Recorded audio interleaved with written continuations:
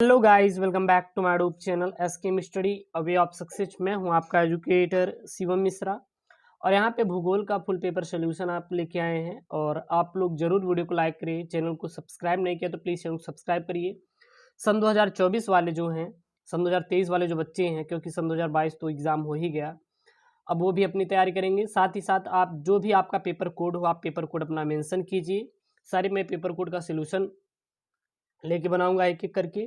तो प्लीज़ आप लोग वीडियो को लाइक जरूर करें, अपने दोस्तों के साथ वीडियो को शेयर करना ना भूलें, ठीक है ना। अपने दोस्तों के साथ वीडियो को जरूर से जरूर शेयर करें। तो ये भूगोल का पेपर है सन 2022 वाला, 70 नंबर का आपका पेपर बना था। 3 घंटे 15 मिनट का क्या था, पूर्णांक था। प्रश्न 15 मिनट, मतलब प्रारंभ के जो 15 मिनट थे वो प्रश्न पत्र को पढ़ने के लिए निर्धारित किए गए थे कि आप आराम से 15 मिनट प्रश्न को पढ़िए। कुछ निर्देश दिए गए थे। सभी प्रश्न अनिवार्य है। प्रश्न 1 से 8 बहुविकल्पीय हैं। प्रश्न संख्या 9 से 16 अतिलघु उत्तरीय हैं, जिनका प्रत्येक उत्तर लगभग 20 शब्दों में। प्रश्न 17 से 22 तक लघु उत्तरीय हैं, जिनका प्रत्येक उत्तर 50 शब्दों में। और प्रश्न 23 से 24 विस्तृत उत्तरीय प्रश्न हैं, जिनका प्रत्येक उत्तर लगभग आपको 150 शब्दों में देना था। और यहाँ पे और क्या है, यहाँ पे फिर मानचित्र से भी संबंधित प्रश्न बना था। सभी प्रश्न के जो अंक हैं उनके सम्मुख दिए रहेंगे और उपयुक्त रेखा मानचित्रों द्वारा भी आरेख अपना उत्तर की पुष्टि कर सकते हैं। तो सबसे बहुविकल्पीय प्रश्न देखेंगे, मल्टीपल चॉइस टाइप क्वेश्चन यहाँ पे आया था। सबसे पहला प्रश्न था कि निम्नलिखित में से कौन सा एक मानव भूगोल का उपागम नहीं है।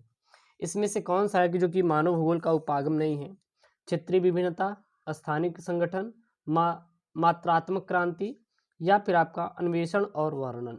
तो मानव भूगोल का उपगम कौन सा नहीं है। इन्होंने तो आपका ऑप्शन ए लगाया, लेकिन ऑप्शन कौन सा सही होगा आपको कमेंट करना है और अपना पेपर कोड भी आप कमेंट कर दीजिए। दूसरा प्रश्न है, निम्नलिखित में से किस महाद्वीप में सर्वाधिक जनसंख्या निवास करती है। अफ्रीका, एशिया, उत्तर अमेरिका या फिर दक्षिण अमेरिका।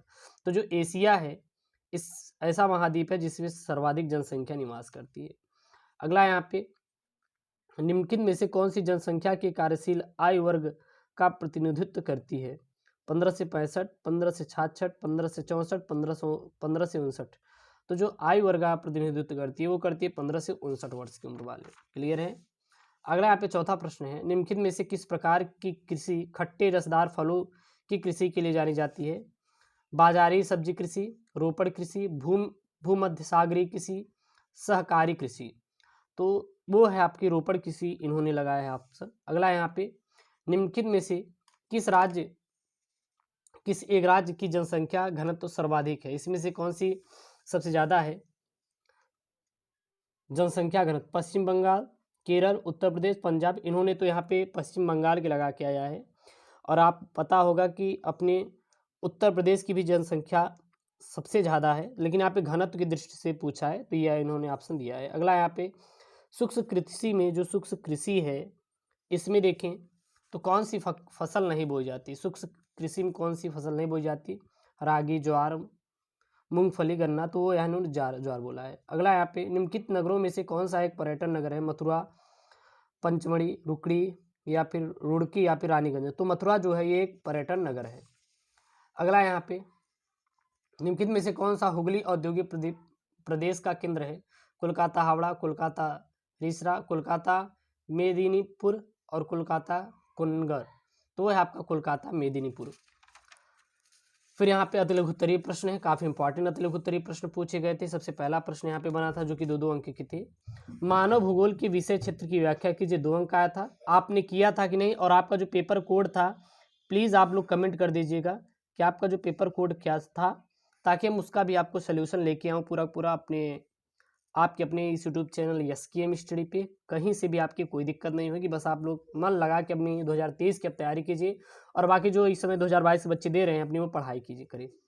जनसंख्या घनत्व की व्याख्या कीजिए। मानव विकास के 4 प्रमुख घटकों के नाम लिखिए।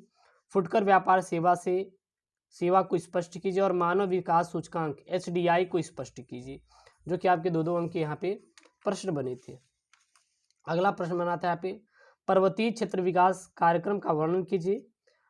भरमौर जनजाति क्षेत्रों में समन्वित जनजाति विकास कार्यक्रम ITDP के सामाजिक लाभ क्या क्या है। ITDP का मतलब होता है इंटीग्रेटेड ड्रिवल डेवलपमेंट प्रोजेक्ट। इसको क्या कहते हैं, IDTP का नाम दिया जाता है।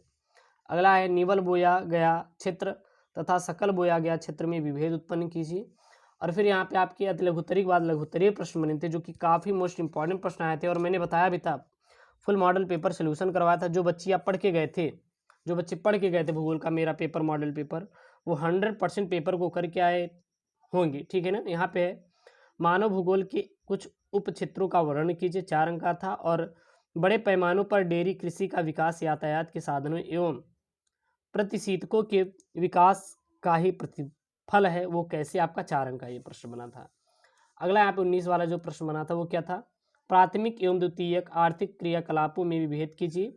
भारत में ग्रामीण से नगरीय क्षेत्रों में होने वाले प्रवास के कारणों का उल्लेख कीजिए, जो कि 4 अंक का बना था। अगला यहाँ पे प्रश्न बना था मानव विकास के उपागमों का उल्लेख कीजिए और लौह इस्पात उद्योग किसी क्षेत्र के औद्योगिक विकास का आधार है, विवेचना कीजिए, जो कि 4 अंक का था।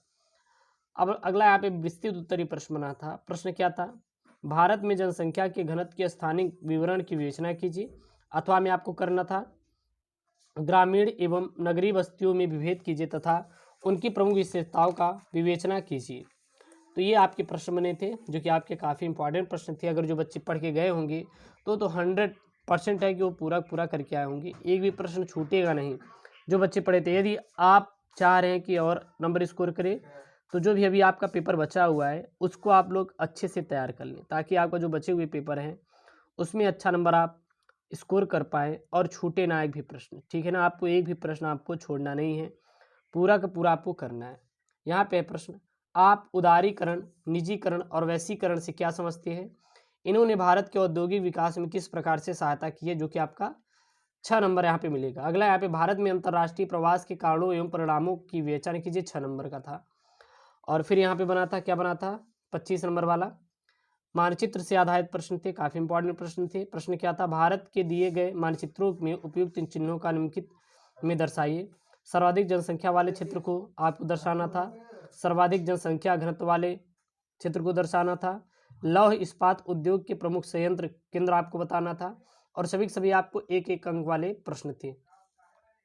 सर्वाधिक मानव विकास सूचकांक वाले क्षेत्र को यानी कि HDI, और ओडिशा राज्य के एक प्रमुख समुद्री पंतन को चिन्ह करना था, जो कि एक एक प्रश्न थे। और यहाँ पे कुछ दृष्टिबाधित बच्चों के लिए बने थे प्रश्न, यहाँ पे देख सकते हैं ये केवल और कुछ मानचित्र यानी कि मैप वर्क से बना था। यहाँ पे देख सकते हैं मैप वर्क वाला, संसार में दिए गए रेखा चित्रों मानचित्र उपयोग करके बनाना था। सबसे पहला था संसार में सर्वाधिक जनसंख्या वाले क्षेत्र को चिन्हित कीजिए, 1 अंक था। उसके बाद यहाँ पे था वो क्या, कौन सा था, जापान की राजधानी, अरब सागर में गिरने वाले भारत की एक प्रमुख नदी, दक्षिण अमेरिका के सर्वाधिक जनसंख्या वाले देश, सर्वाधिक मानव विकास सूचकांक वाले देश। तो इसको आपको मैपिंग करना था। ये बना हुआ था आपका पेपर, जो कि आपका भूगोल का पेपर है। और जो आपका पेपर कोड है वो आप कमेंट कर दीजिए, ताकि मैं उसका अच्छे से सलूशन करवा पाऊँ। ओके दोस्तों, थैंक यू, जय हिंद।